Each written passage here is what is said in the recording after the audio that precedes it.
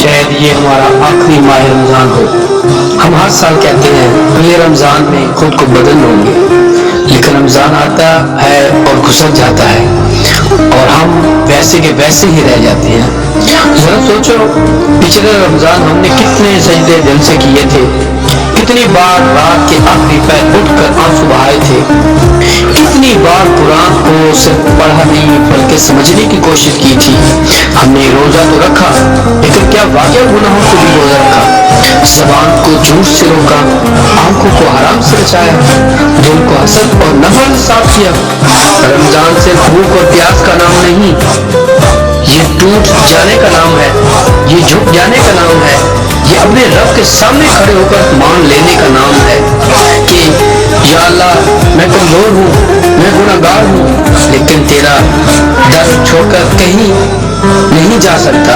क्या पता ये रमज़ान हमारी जिंदगी का आखिरी रमज़ान हो, क्या पता अगले साल हमारा नाम सिर्फ कब्रों में लिया जाए। इसलिए इस बार रमज़ान को मामूली मत समझना, नमाजों को संजीदा ले लो, माँ बाप को गले लगा लो, जिससे नाराज हो उसे माफ कर दो और जिसका दिल दुखाया है उससे माफी मांग लो।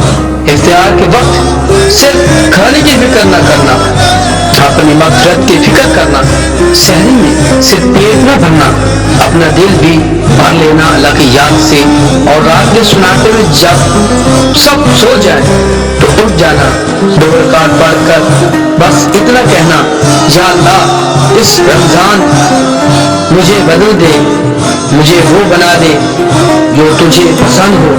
अगर एक आंसू भी सच्चे दिल से गिर गया तो शायद वही आंसू हमारी निजात बन जाए। अल्लाह में इस बाबरकत महीने की कदर करने की तौफीक अता फरमाए और हमारे गुनाहों को माफ फरमाए। आमीन या रब्बुल आलमीन।